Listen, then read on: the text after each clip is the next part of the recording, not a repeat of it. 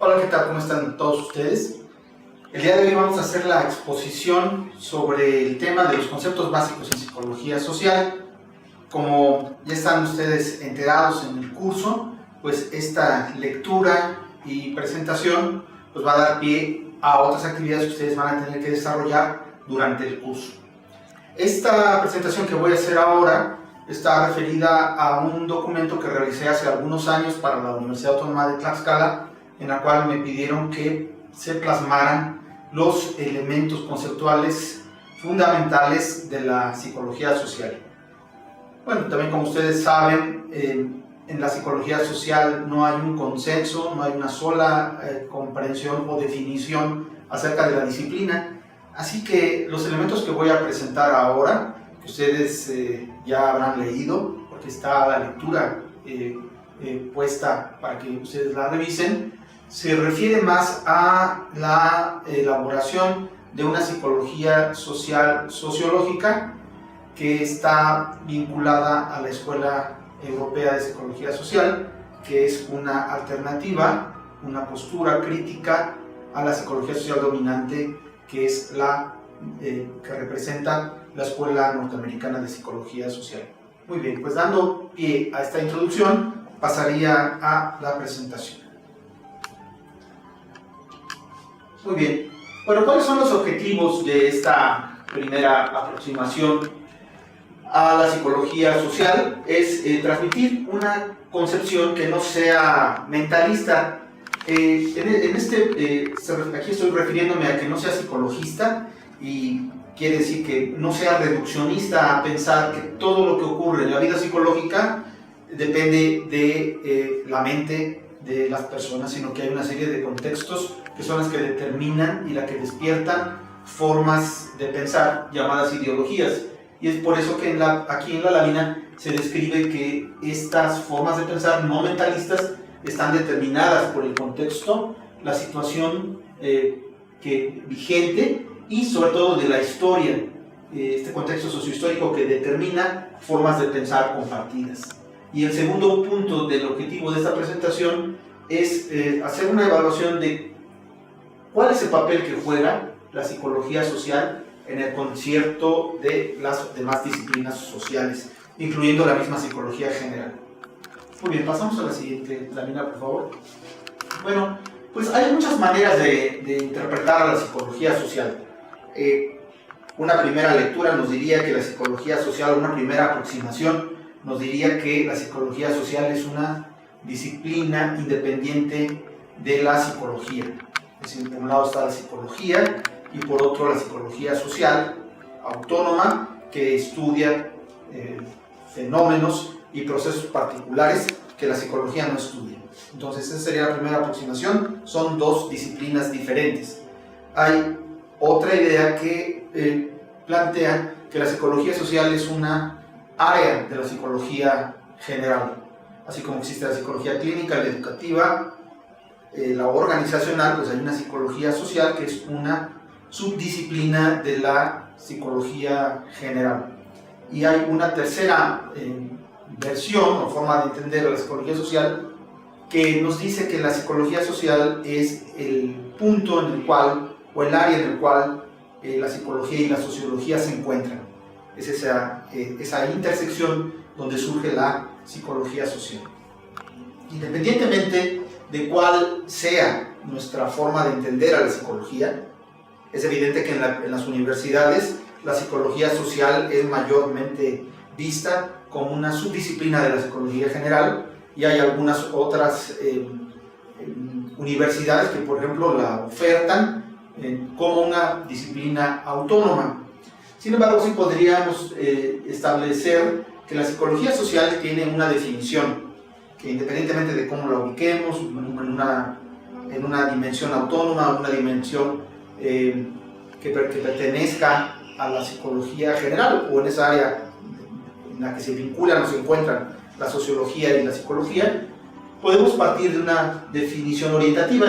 Como ya había dicho al principio de la exposición, no existe consenso en cuanto a la definición de la psicología, pero sí podríamos establecer que la psicología social es una ciencia que estudia los fenómenos que emergen cuando se da una interacción entre individuos, grupos y un medio ambiente determinado, y también dentro de un contexto histórico específico. En este punto lo que quisiera mencionar es que es la interacción, los fenómenos que surgen a partir de la interacción entre sujetos, entre individuos o grupos, todo aquello que surge de ese encuentro es lo que la psicología social estudia. Y podemos pasar a la siguiente. ¿Cuál es la relación entre la psicología social y las demás ciencias sociales? Muy bien, aquí lo que se establece en esta slide es que la psicología social estudia formas de pensamiento específicos que se denominan ideologías. La ciencia política, el marxismo, por ejemplo, interpretan la ideología como una forma de pensamiento no científico, como una forma idealista de pensar. Sin embargo, la psicología social enfoca o entiende que las ideologías son sistemas de pensamiento particulares de grupos. Y esa una de las temas que estudia, el tema central posiblemente de la psicología social, es develar cómo estas ideologías surgen en la sociedad. Una ideología puede ser la forma de pensar de los Boy Scouts, o la forma de pensar de un partido político, o de una secta, o de un grupo, o una peña de aficionados a un deporte. Todos ellos tienen ideologías porque comparten esas formas de pensar.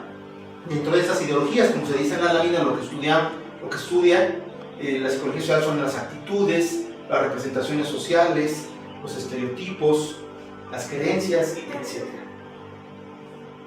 Muy bien, pasamos a la siguiente lámina, por favor.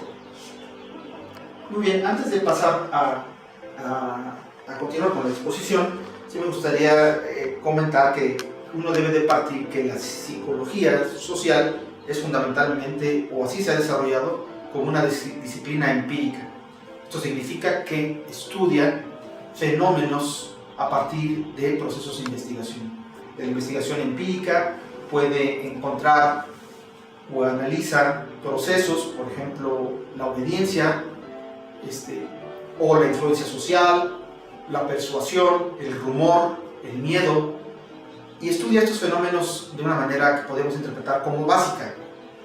Retomo eso porque en la lámina anterior hablábamos de cuál es la relación entre la psicología social y las demás ciencias sociales. La psicología social estudia una ciencia básica, es una ciencia básica, fenómenos básicos que después son retomados por otras disciplinas, la misma psicología clínica, la psicología organizacional, los recursos humanos, por ejemplo, los estudios de liderazgo que se llevan a cabo en el área psicosocial, después son retomados por la ciencia política para aplicarlos en áreas específicas. Diciendo esto, pues podemos concluir que una buena parte de la psicología social funciona como una ciencia básica. Bien, hay una serie de elementos que nos ayudan a construir el conocimiento de psicología social, que podríamos llamarle fundamentos. Estos fundamentos que aparecen aquí son algunos de los que se desarrollan en el escrito que ustedes han revisado, pues son los siguientes. Ya lo he mencionado: el interés por la investigación. La psicología social es una ciencia empírica. Existe una aproximación psicosocial, que vamos a hablar del modelo terciario de Peirce. Hace énfasis en las interacciones sociales, como se ha mencionado en una lámina anterior, y la psicología social en general tiene una falta de doctrina, rechaza el determinismo y también el dogmatismo.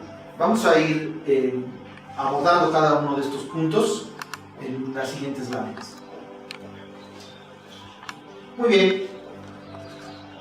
Aunque hay un debate también dentro de los enfoques actuales en psicología, podemos decir que una buena parte de la visión crítica de la psicología social que fue construida por la psicología social europea tenía un fundamento en el constructivismo, es decir, en observar cómo los individuos y los grupos construían conocimientos particulares a través de la interacción entre ellos.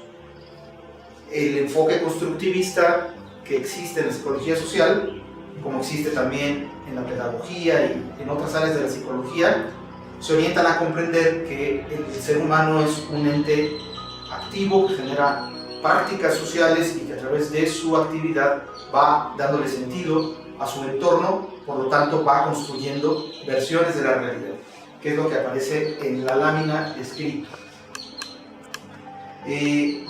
No existe la verdad desde un punto de vista constructivismo, sino que hay versiones de la realidad y que estas pueden ser confrontadas. Para un psicólogo, en este caso estoy refiriéndome a la psicología política, que es el área de mi interés, pues, pero puede ser igual para cualquier psicólogo, un psicólogo social en específico. Es importante conocer a partir de la versión constructivista las diferentes versiones que existen de la realidad antes de discutirlas o debatirlas o condenarlas. Este es un punto muy importante para la formación del psicólogo, partir de la empatía, es decir, conocer la forma como piensan las personas que son distintas a uno para poder tener una mejor comprensión de las formas de pensamiento que existen en la sociedad, antes de, como dice la lámina, debatirlas, confrontarlas. Es lo principal para cualquier psicólogo, no solamente para el psicólogo social, entender por qué hay esas formas de pensamiento que son diferentes a las de uno.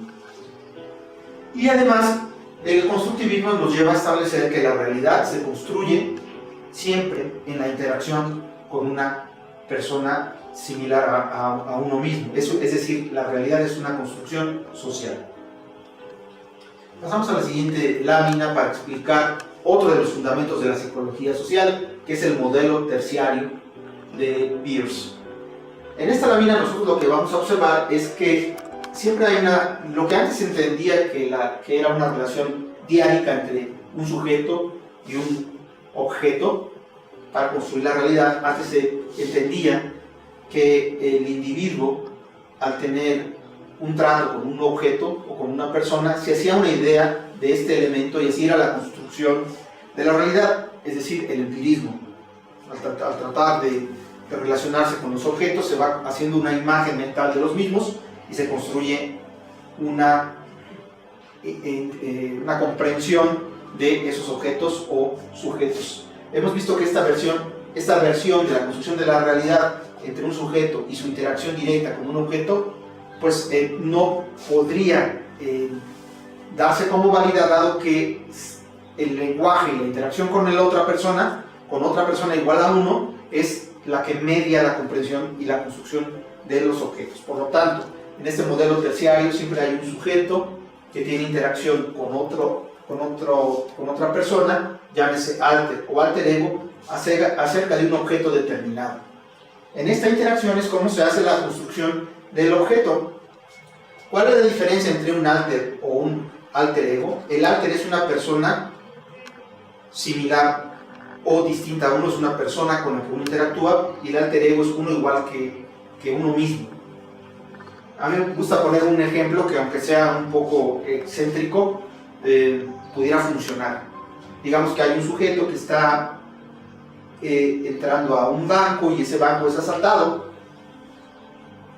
Al estar viendo esa acción, si ve que hay un asaltante y hay un judicial, o hay un sacerdote, o hay una persona, un maestro como él, si es el maestro que está allí, pues hay distintas maneras de construir las versiones de los hechos, dado que si es un judicial el que está también participando como víctima de ese asalto, pues es una persona similar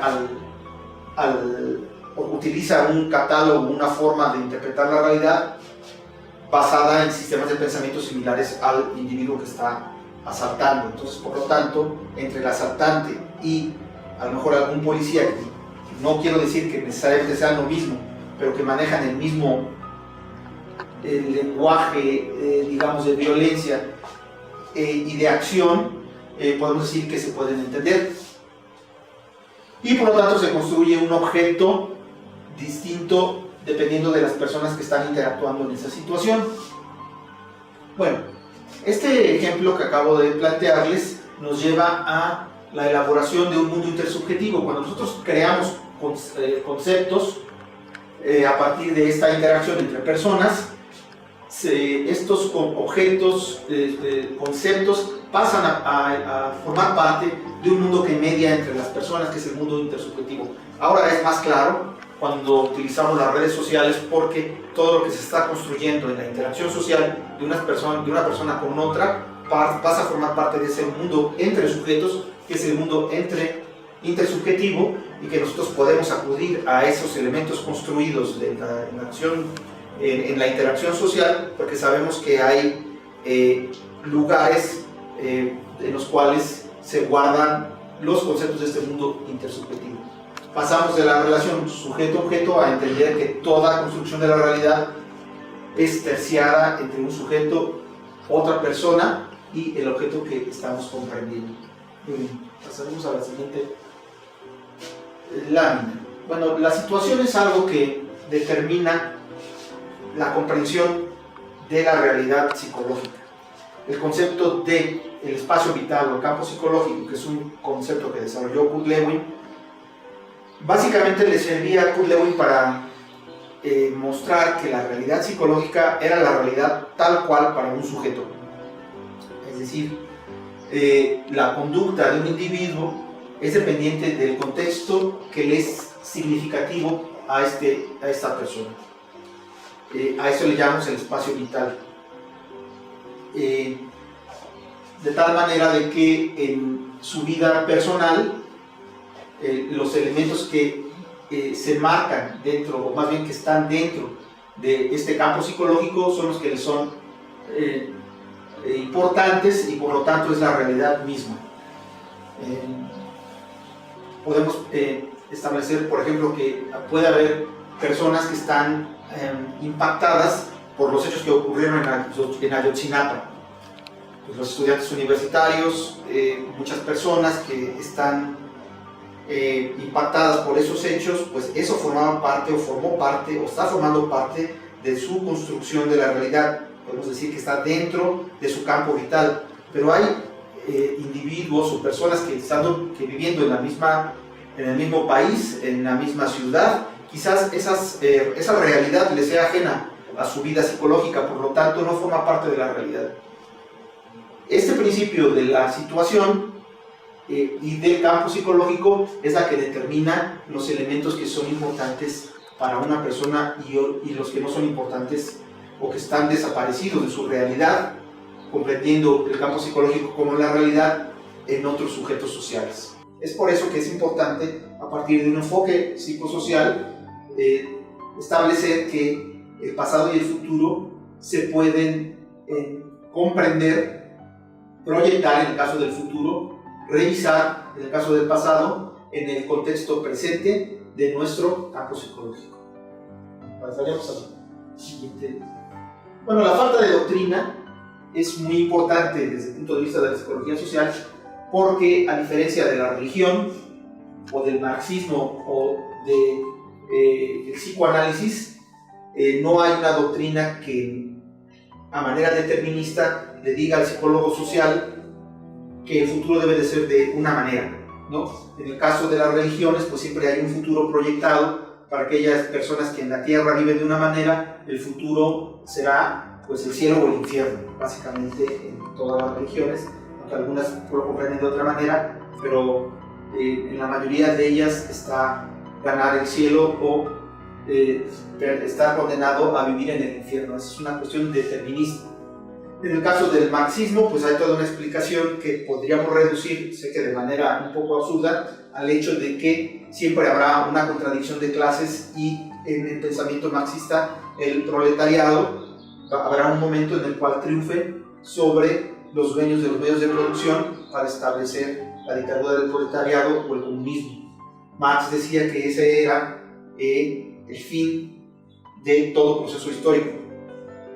Y en el caso de Freud, pues también plantea una revisión del pasado, el hecho de que todas las personas estemos frustradas o hayamos sufrido de una represión. Eso va a determinar nuestra personalidad, y por lo tanto vamos a cargar con ese peso de haber sido reprimidos en algún momento de nuestro desarrollo nuestra evolución psicosexual, y la única manera de librarnos de esto es haciendo un psicoanálisis para poder ser unas personas conscientes de nuestro propio pasado y por lo tanto liberarnos hacia el futuro. La psicología social en general no tiene una doctrina que nos determine cómo va a ser el futuro de la sociedad, y por lo tanto el psicólogo social tiene que investigar e interpretar los hechos de las sociedades contemporáneas que estudia. Por favor, pasamos a la siguiente dinámica.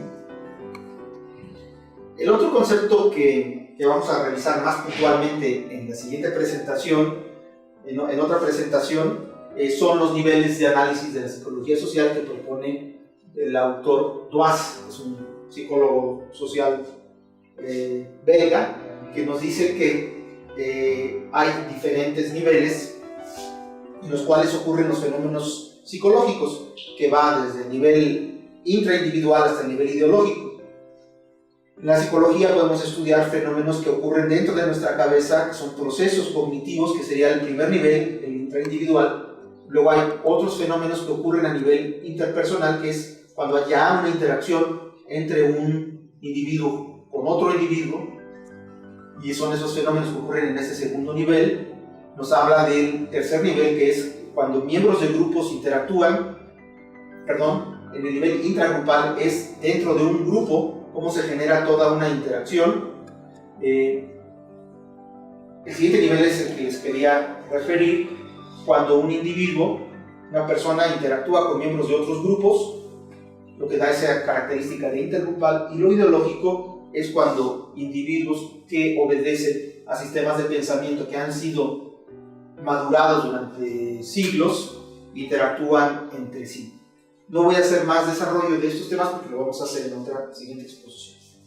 Por favor. Bueno, también hay un marco teórico básico que viene descrito en la lectura, que son la teoría del grupo psicológico, el continuo interpersonal intergrupal de la conducta social, los niveles de análisis que acabamos de exponer, y la diferenciación entre procesos y productos como un elemento importante a considerar en la comprensión de la psicología social. Podríamos pasar a la siguiente lámina. ¿Nos regresamos, por favor? No, nos regresamos, por favor. Bueno, voy a hablar de la teoría del grupo psicológico. Digamos que uno de los autores más importantes dentro de la psicología social es el inglés fallecido Henry Tafel, de la Universidad de Bristol. Digamos que, bueno, lo que él planteaba es que, así como comúnmente se ha entendido al grupo como una entidad fáctica. Eso quiere decir que un grupo es un colectivo de personas que puede ser identificado, visto, observado, porque pues, es un conglomerado de sujetos que interactúan unos con otros. Y así es como se ha interpretado la psicología norteamericana cuando estudia los grupos. Digamos que en esa versión, pues los grupos son ese colectivo que uno puede ver, entrevistar, observar, analizar, etc. Grupos que están en un estadio de fútbol, grupos que están interactuando en un barrio, o grupos de policías que están haciendo un rondín en un parque, etc. Esos son los grupos, porque tradicionalmente se entiende que los grupos conviven, interactúan unos con otros, los sujetos que la integran. Sin embargo, el concepto del grupo psicológico lo que nos establece es de que, dado que nosotros tenemos una serie de identidades sociales de las cuales no nos podemos desprender, aquí el que está hablando es tlaxcalteca, es mexicano, le va a los Pumas, vive en Portales, es carnívoro, y bueno, puedo hacer una serie de definiciones acerca de mi persona que me llevan a hablar de grupos, porque hay personas que no comen carne, que son vegetarianos, que entre ellos se identifican, y así, ¿no? Hay unos que le van a la América, no te explico por qué, pero en mi caso, como yo le voy a los Pumas, pues tengo una identidad social que me vincula con otras personas a las que no conozco, que también le van a los Pumas, pero forman parte de mi identidad social. Esa identidad social, como grupo psicológico, dice que los grupos los tenemos internalizados en nuestra cognición y que no necesitamos estar con otros miembros de ese grupo para actuar como perteneciente a ese grupo social. Digamos que El caso que puede ejemplificar esto del grupo psicológico, que a resumidas cuentas es los grupos internalizados que nosotros tenemos, es cuando uno está en el extranjero y está hablando con gente de otros países y uno no quiere actuar como mexicano, pero cuando hablan del país o empiezan a hablar mal de México o bien de México, uno inmediatamente activa su grupo psicológico para hablar como miembro de ese grupo, aunque no haya nadie, ningún otro miembro del grupo que nos haga actuar como un sujeto colectivo. A resumidas cuentas, uno actúa como miembro del grupo a partir de una conducta personal y porque nuestros grupos los tenemos internalizados y se puede elicitar, es decir, facilitar su aparición en determinadas circunstancias. Es un concepto muy importante que nosotros debemos siempre considerar como psicólogos sociales, el concepto de grupo psicológico, porque podemos estudiar un grupo desde una sola persona. No es necesario hacer una indagación, aunque es recomendable, pero un grupo puede estudiarse en una sola persona porque ese grupo siempre lo lleva internalizado. El continuo interpersonal, intergrupal, nos dice que hay una plasticidad en la identidad que nos lleva a actuar en un momento determinado desde nuestra postura interpersonal hasta actuar como miembros de grupos dependiendo, como ya lo expliqué anteriormente, del contexto y de cómo se suscite el hecho de actuar como de una manera puramente personal a hasta un polo de comportamiento intergrupal en un mismo evento. Esa sería la definición. Los niveles de análisis los acabamos de exponer y la diferenciación entre procesos y productos se refiere a que la psicología estudia los procesos de construcción de ideologías y los productos determinados como ideologías concretas. Lo vamos a ver en una lámina posterior. Ahora sí podemos pasar a la siguiente. Muy bien, la construcción de un grupo. Esta es una aportación también que hace Tafel acerca de cuáles son las condiciones mínimas. Hay todo un paradigma del grupo mínimo en el cual un sujeto actúa como miembro de un grupo. Este esquema nos lleva a partir de que el proceso fundamental para actuar como miembro de un grupo es la identificación. Es decir, reconocer que estamos en una situación similar.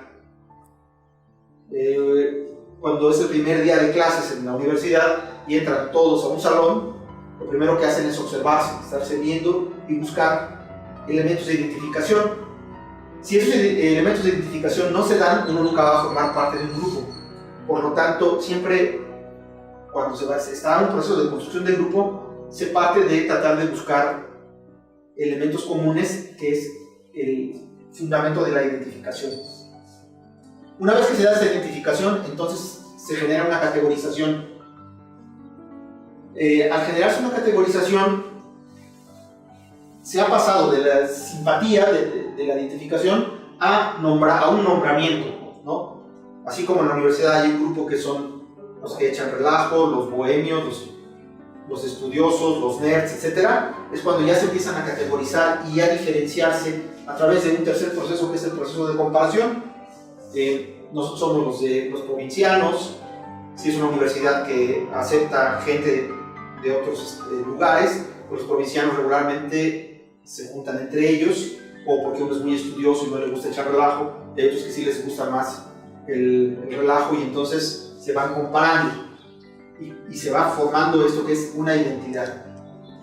Dentro de la teoría de los grupos llegamos a la conclusión de que toda identidad es una identidad positiva. No puede existir una identidad social negativa porque no habría ningún sentido de pertenecer a un grupo si este grupo no nos genera un sentimiento positivo por su pertenencia a él. Nada más para concluir con esta gráfica, con esta lámina, esta idea de que toda identidad social es positiva nos lleva a establecer que, aunque no lo pareciera, cuando hay dos grupos sociales que se están comparando, un grupo puede favorecer al otro en prácticamente todas las dimensiones de comparación, menos en aquellas que son importantes para su propia identidad social. El día de hoy en la noche va a jugar México contra Estados Unidos Y si los mexicanos, como siempre, nos comparamos con los norteamericanos, podemos partir del principio de que están más grandes, están más fuertes, quizás tengan un aspecto más atlético y tengan una mejor preparación física. Sí, pero al final de todas esas comparaciones en las cuales nosotros podemos, es decir, en este caso como mexicano, compararnos con los norteamericanos y decir que son superiores en muchas categorías, hay algunas en las que son las claves para mantener nuestra identidad social. Nosotros somos más ingeniosos, somos más hábiles y tenemos una cultura más milenaria, a diferencia de la norteamericana, lo cual nos da una identidad de la cual nosotros nos sentimos orgullosos. Y esto ocurre en cualquier comparación entre grupos. Vamos a pasar a la siguiente lámina. Ya estamos por terminar estos conceptos básicos.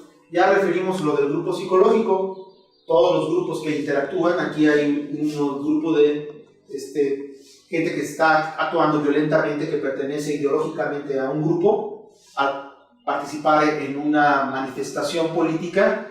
Estos grupos tienden a la violencia. No quiero clasificarlos, se les ha mal llamado anarquistas, y hemos visto que cuando actúan de esta forma, actúan como miembros de un grupo, ¿no?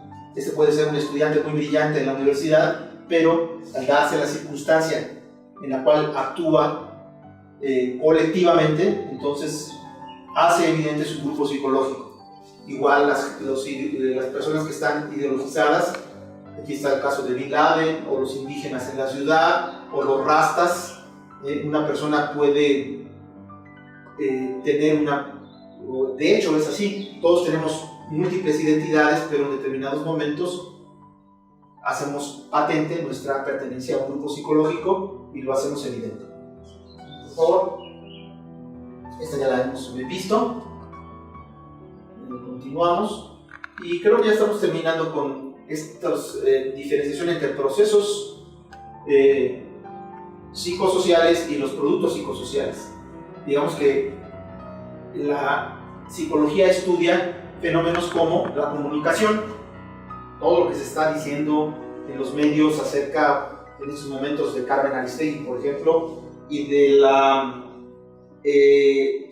censura que se le ha hecho. Y todos esos elementos están construyendo una versión de la realidad que está manejándose como un proceso que finalmente concluye en una manera de ideología. Por un lado está la comunicación y por otro lado está la ideología. Esta definición de Moscovici sobre estos dos elementos nos establece que la psicología social estudia los procesos, que principalmente es la comunicación y la información, de construcción de realidades que se aterriza en ideologías. En este punto de estudiar hechos psicológicos como objetos constituidos, no se puede entender sin antes revisar o estudiar cómo ha sido constituido. El anclaje y la objetivación, que son dos fenómenos de la representación social, que explican la representación social, nos dan pie para entender cómo es que construimos conceptos a partir de una dinámica que le antecede. Y básicamente es esta la presentación, creo que esa sería la última. Bueno, espero no haberlos confundido. Quizás, a lo mejor en la lectura se comprende mejor de cómo yo estoy exponiendo. Creo que no. Cualquier cosa, pues están los medios de comunicación del curso para que podamos intercambiar preguntas, resolver dudas, y pues eso es todo. Les agradezco mucho su tiempo.